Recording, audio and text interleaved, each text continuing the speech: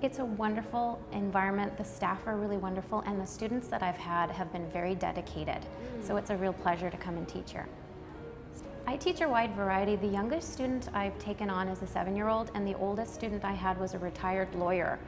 Not at this facility, at another place, but I like to teach all different age groups because you can offer different things to younger children.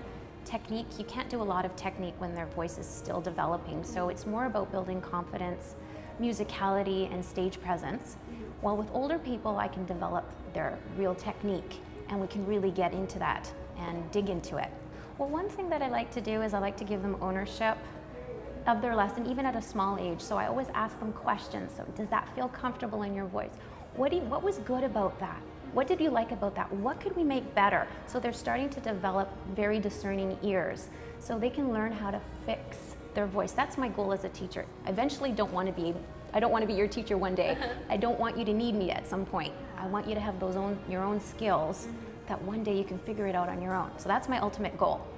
And another thing I do is I try to encourage them to really understand the music. What's it about? What's the story about? What are your special words in the song? So I start from when they're little to really develop that ability to read the poetry and understand it. Well, there's a number of things that I think. Some people naturally have a beautiful sound to their voice, and that's a great gift to have. However, I've worked with a lot of people that didn't have that perfect, wonderful sound, but they had work ethic. So I think your ability to work and to practice, because nothing comes easy. If you want to sound beautiful, you've got to work at making your voice. You have to polish it.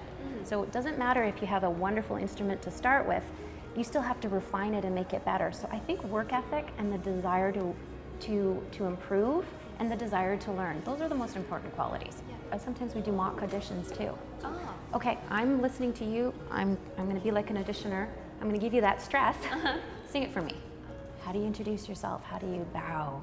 We practice all those things. What I want them I want them to feel good about themselves. I'm not the kind of teacher that forces them to do festivals or exams. I encourage them. I think that's a good experience, a good opportunity for them to sort of hear other singers and to hear how they are doing. I think that's good, but if that's not a venue that they feel comfortable with, I won't push them in that. What I want them to do is I want them to improve. So if you're starting here, I'd like you to improve to here. So maybe it's making your sound a little rounder. Maybe it's understanding how to say the words clearer. Maybe it's improving your pitch. Those are huge improvements as well too. Exactly. And of course you want to find something that they like. So when we're looking at music to sing, I always want something that they feel emotionally connected to. Whether it's a Disney song or it's a classical song. And then we make a story about it. Okay, what do you think this is about? How can we make it real for you when you perform it?